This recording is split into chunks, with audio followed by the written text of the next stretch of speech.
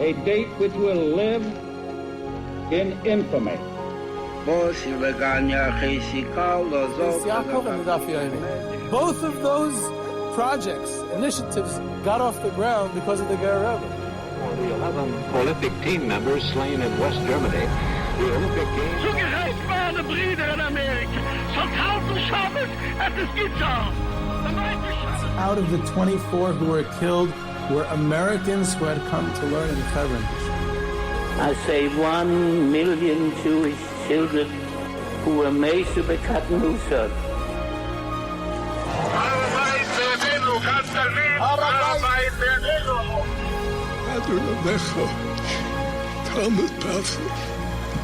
Whoever heard such beautiful words?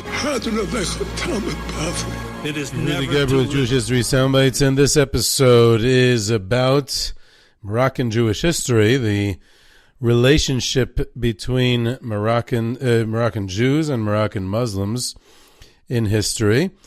I just came back from Morocco with a group, and so this subject has been on my mind. That's why I'm talking about it. In general, before I get to the topic, Morocco is wonderful. It's really underrated. I love the trips there. It's such a beautiful country and such a rich Jewish history.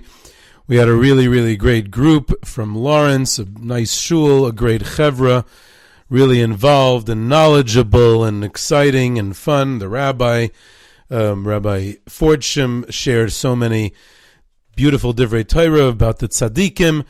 We visited, and it was really, really a nice trip. And looking forward to having more groups do Morocco. It's really, it's so different than going to Europe. First of all, the culture and everything else is different. But also the idea that there was no Holocaust there, not really anyway. There was a little bit of some persecution from the Vichy collaborationist regime, but no like total destruction. So the shuls are still intact and the cemeteries are still intact, and it doesn't have this like tragic and horrible ending that the places that we go to in Europe do.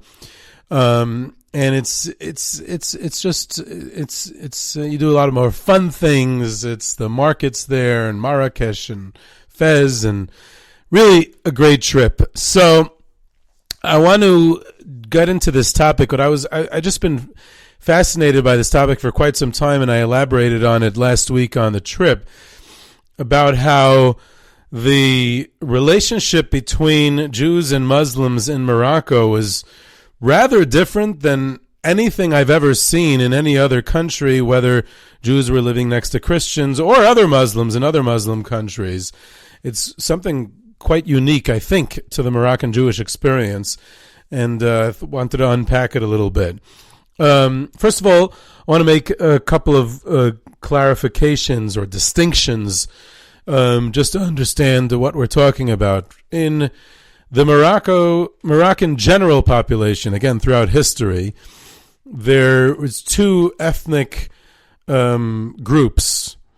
One was the native Moroccans, which were known as Berbers or Almajigs. I think that's the more PC term, Almajirs. I hope I'm pronouncing it correctly. But we'll just refer to Berbers, even though it's the less PC term. The Berbers were the native Moroccan population. And then in the 7th century or 8th century, with the Arab-Muslim invasion, so the Arabs came and they made up the second component of the population in Morocco. Until today, there's the Arabs and Berbers, and there's a lot of mix between the two of them by now, and intermarriage between the two of them by now. The entire population is Muslim. Muslim is the religion, but the ethnic origins are still distinct.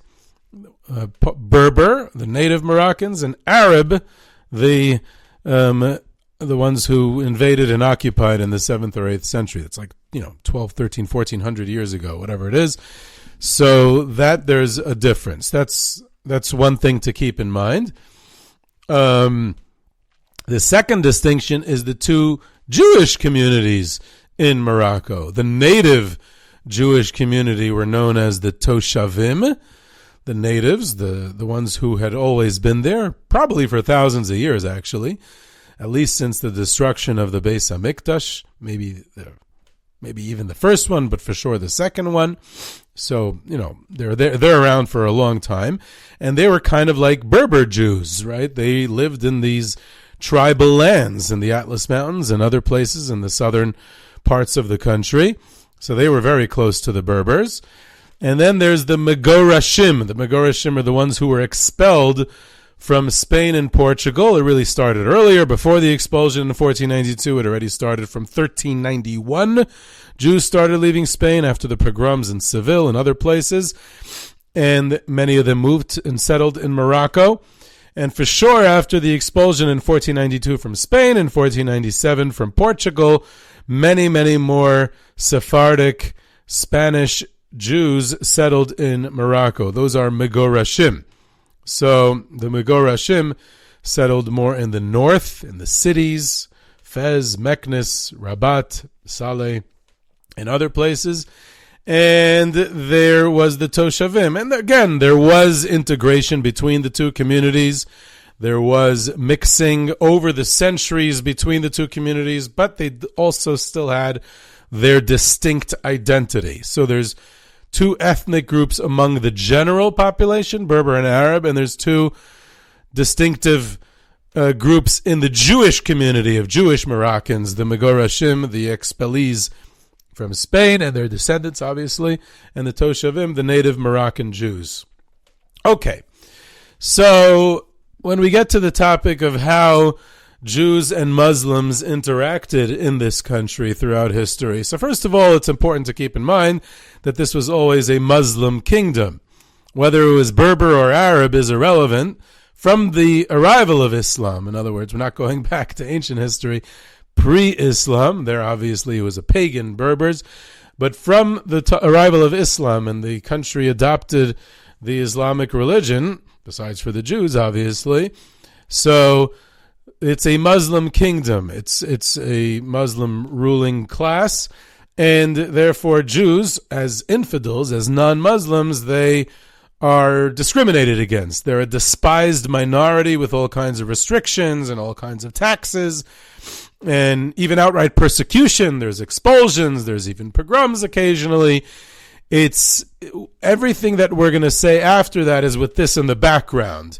In other words, you shouldn't get the wrong impression from the stories that I'm about to bring that, the Jews and the Berbers, the Jews and the locals were very close in Morocco. There was an element of closeness that I'm going to speak about, but this is all, you have to make sure that you remember in the background that Jews were second class in Morocco, just like in any other Muslim country, because they were dhimmi. Dhimmi means they were this tolerated status, and they had to live. That came later, actually, in the 1500s or maybe late 1400s. The first melach, which is kind of like, not exactly, but kind of like the Moroccan equivalent of the European ghetto. They were restricted to live in a certain neighborhood of the city, first in Fez, later in 1500s in Marrakesh, and then 1800s in many other Moroccan cities. So that was a later, that was a restriction, but it was not exactly like a European ghetto, whatever. I'm not going to get into that now. That's not really our topic. So they are restricted, and there is persecution. Like I said, there's expulsions, there's forced conversions, there's even violence, there's all kinds, and of course many taxes and repressive taxes and laws. They weren't allowed to ride horses. They weren't allowed to, officially, they weren't even allowed to wear shoes when they went out in public. So it was kind of very humiliating and repressive. They were despised. So all that is a given, and all that is hovering in the background. Now, despite all that, right, and not to negate all that reality, there was still an unusual closeness between the two cultures, especially when we talk about Moroccan Jews and Berbers, as opposed to Moroccan Jews and Arabs. It was a little less. But Moroccan Jews and Berbers, there was this strange closeness between the two. And even what many consider to be Moroccan Jewish customs or Moroccan Jewish foods, they actually came from the general population. Their origins in the general population. They were Berber customs and Berber foods that went over to the Jews because they lived among the Berbers, and they adopted many of their customs. The Mimuna festival after Pesach, or the Chamsa as a symbol of to ward off the evil eye and things like that, or the China that is done on special happy occasions, that design with this special that goes onto the skin and the hand and with all kinds of spices, chemicals, whatever it is, and many other customs of Moroccan Jews. They really come from the Berbers, and many foods come from the Berbers. And it's just that since they lived in such close proximity and had very interestingly close relationships between the two of them, so they adopted many from them. There's this great book I was reading, and I quote from a lot. It's an old book. It's from the 1980s. It was written in Hebrew in 1983. It was published in English translation in 1989 by Professor Shlomo Deshen, called The Melach Society, Jewish Community Life in Sharifian Morocco. And that's where I got a lot of this information, which I found to be quite interesting. I'm going to quote a little bit from the book here and there. He points out how the relationship with the local Muslims, we find them visiting each other's homes. In the sources, we find this, visiting each other's homes on their respective holidays. In other words, local Muslims would visit Jewish homes on Jewish holidays, and Jews would visit Muslim homes on Muslim holidays. We actually are in Ramadan right now, but that's not why I'm doing this episode in honor of Ramadan. It's because I was just in Morocco, that's why. Which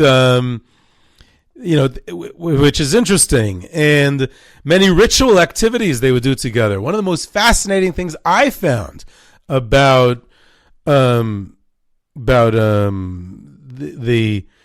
this closeness was Muslims praying together with Jews at their kivrei tzadikim, at their sites of their mystics, of their saints, that the Muslims revered the Jewish tzadikim, at least when they're dead. I don't know about how much when they're alive, but they would go to their graves and daven at their graves. I don't know if we have that any other place in Jewish history.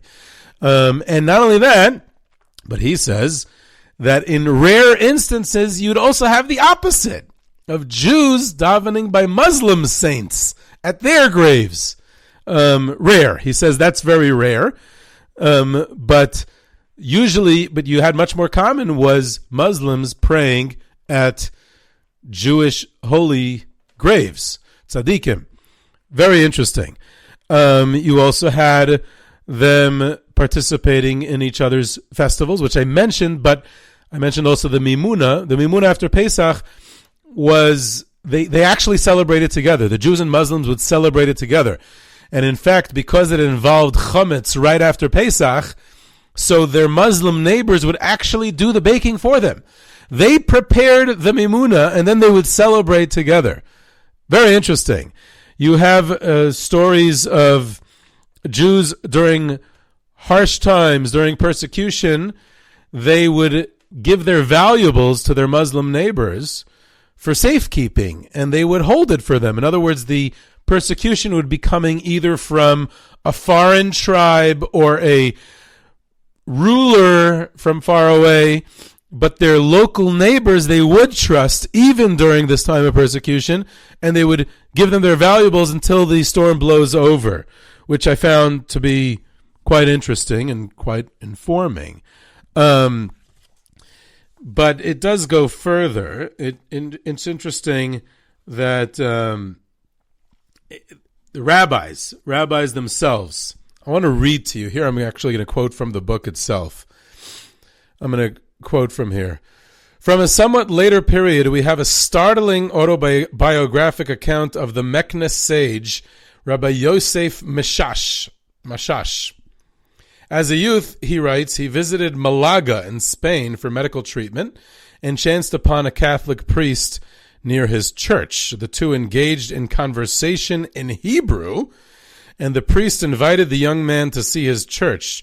Harav Mashash accepted, but stipulated that without taking off my hat. From the context of the account, it appears that the sage had never seen a church before. His personal experience of non-Jewish religion was limited to Islam, and he infused that knowledge into the novel situation in which he found himself. The outcome was one of aroused curiosity which the sage did not stifle, but rather filled in a manner that was consistent with his notions of religious pride. It is significant that the sage recounts the incident many decades later in his memoirs. The behavior described thus emerges as reasoned and deliberate and not as youthful idiosyncrasy. It is hard to conceive a comparable Ashkenazi sage acting similarly at any of the stages of the incident. End of quote. In other words, he didn't have any closeness with Christianity or with this priest. He just, because he interacted with imams or sheikhs and mosques in his home country in this way, he didn't see any reason not to engage in the same type of behavior when he bumped into a church and a priest for the first time, which is, it's astounding. It's so fascinating. Here's even worse. Not worse. Even more interesting. I'm going to again quote directly from the book. The last rabbi of Sefru, Rabbi David Ovadia, recounts a remarkable tradition about one of his 19th century predecessors, Harav Raphael Moshe Elbaz, that indicates how comfortable the two religions could be with each other. Harav Ovadia writes, during times of famine, the great one of the Muslims used to ask him to pray much, him meaning the rabbi, Harav Raphael Moshe Elbaz, for they meaning the Muslims regarded Harav Elbaz as an angel. And sometimes when the imam used to ascend the tower of their house of prayer at dawn to welcome the day with songs of prayer, Harav Elbaz also used to respond to him from the window of his homes with bakashot in Arabic. The imam then used to be silent to hear him. I mean, you can't make this stuff up. The reason I wanted to quote those last two passages directly from the book is because otherwise the listeners would think I'm making this up. Later on, he discusses how Muslims would intervene in Bezdin, in the Jewish community, in Bezdin cases on behalf of people who they felt were their client. You could say that's transactional. It's because, about money and business, but still the direct intervention is pretty interesting. They would come to the Bezdin and they would try to intervene on behalf of their clients, and they would feel like this is their Jew and they needed to act on their behalf. And obviously it's to protect their business interests. So I'm not going to, take it too far here, but I just found it to be interesting how personal it got, even in that context. He later on in the book talks about conversions, which I would argue is the downside of all this, because we're talking about a very religious society. This is the 17th century, the 18th century, the 19th century. There was obviously no reform or Haskalah in Morocco, and secularization in Moroccan Jewry did not begin until French colonization. End of the 19th century, and even more so, much more pronounced in the beginning of the 20th century, when it really became a French colony and French values, and that was the beginning of secularization of Moroccan Jewry because of the French and their, like I always say, and I've had, talked about this on this podcast many times, about the external influences that led to secularization. So here was French colonization. So the sources that we're talking about have nothing to do with French colonization. This is 17th, 18th, 19th century Moroccan Jewry. This is a very religious society. There's no secularization. There's no reform. There's no Haskalah. And here there's this intermingling, there's this close relationship, especially in the smaller towns where they literally were close to the Berbers. And you could say, and what we do find at the same time is you could argue that conversion was the downside of it, because it seemed like, again, from the sources, that many Jews converted. Now, very often the conversion was as a result of persecution. We know that there were forced conversions very often, unfortunately.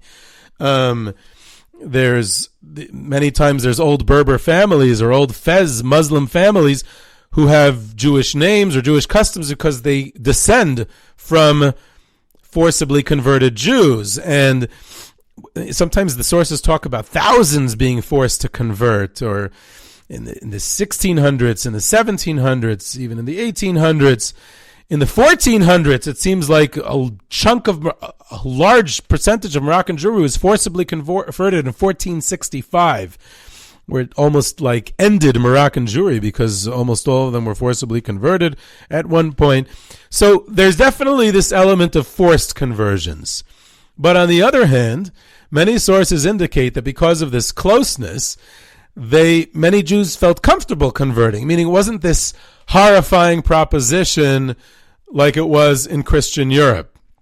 We have sources, again, in the Shilas HaTshuvas of the halachic rabbinical responsa of Moroccan rabbis, them talking about, we better be careful about not raising taxes, the kehila taxes in the community, because if we do, then the poor people will just convert to Islam to avoid the taxes. Now, usually we talk about conversion, about, you're going to give your life before you convert, or should you give your life before you convert, or, expulsions causing conversion. Here it's like, they're going to, make a little higher taxes, and the poor people can't afford it, so they're just going to convert.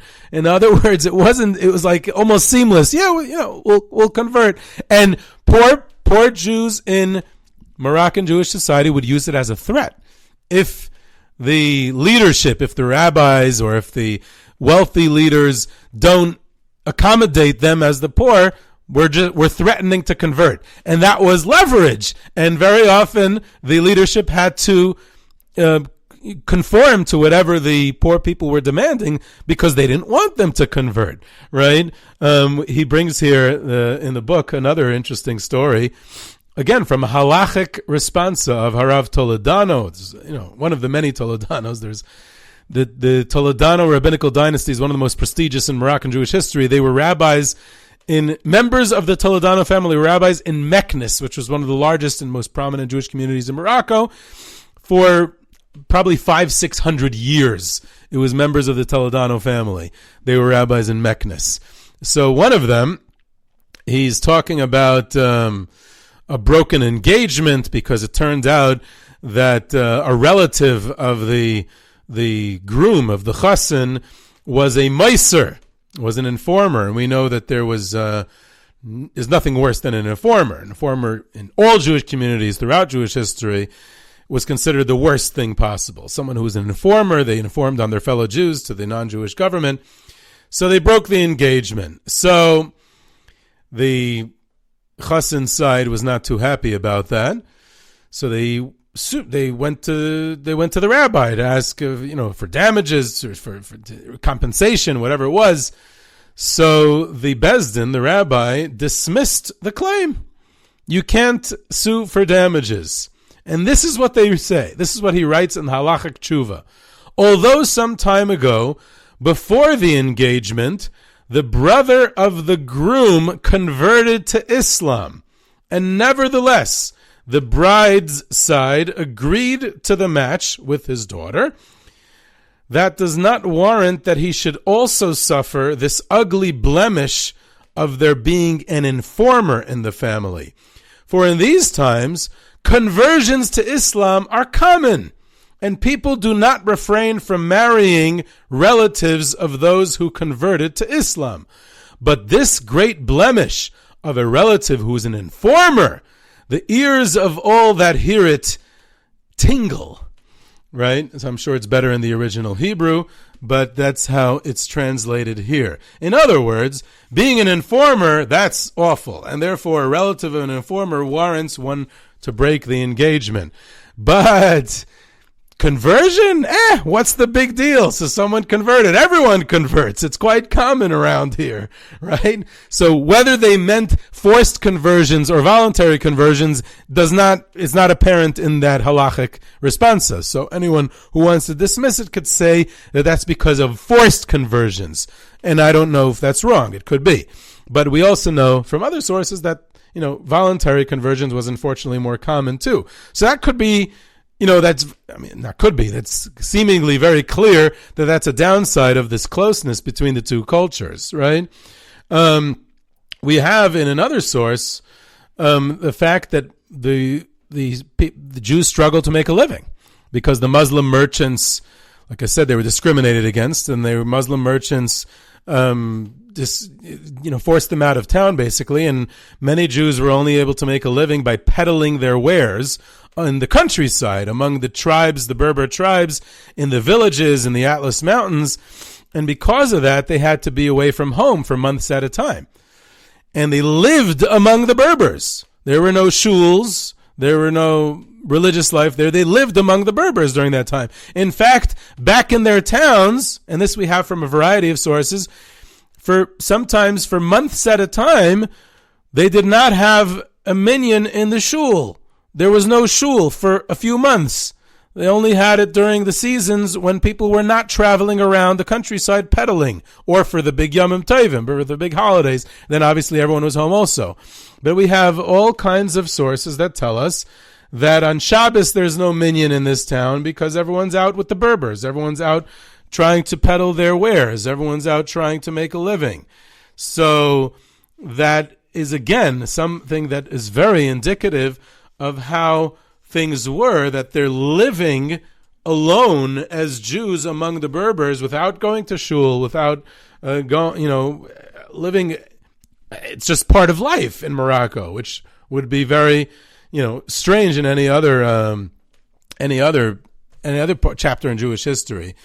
So, and again, I could elaborate on it more and more. What are we saying in conclusion here? I don't know if I have any conclusions. I just found it to be an interesting story. What we could say is that despite a lack of secularization, again, this is a very religious society, and despite the fact that there's this discrimination against Jews as infidels, they're not Muslim, despite all that, there's this strange closeness between Jews and Moroccans, especially among the Berbers, but not only, even among the Arabs as well. And this certainly had its upsides. I imagine that it was very beneficial for Jews very often to have this close relationship, but it had its downsides too, conversions being the chief among them. But I think that it's an interesting historical phenomenon that I felt worthy of pointing out and exploring a bit, which we obviously can explore further. And in general, I think we do need to do more episodes on this podcast about Moroccan Jewry, about Moroccan tzadikim, about Moroccan Jewish history, and maybe even beyond that, about Jews in the Muslim lands in general, different Jewish communities across the Muslim lands, and perhaps that's something that we do need to focus on more on this podcast. But either way, this and also it's worth mentioning that if you're one of the few shuls that haven't done a trip in a while, then or family trips, shul trips, not only to Morocco. Morocco's a great place. We should do more trips to Morocco, but anywhere else you want of Jewish history, please be in touch with me to organize your group, your shul, your family, or anything else that you want to organize and to do a trip. I'd love to work on a trip with you. And of course, the podcast, also Jewish History Soundbites. You can help the podcast by sharing the podcast with your family and friends, or by leaving a rating and review on the platform that you listen to. This was Yehuda Gerber with Jewish History Soundbites. You can reach me at yehuda@yehudagerber.com for questions, comments, sources, tours, trips, sponsorships, and lectures. You can subscribe to Jewish History Soundbites on your favorite podcast platform, and I hope you enjoyed.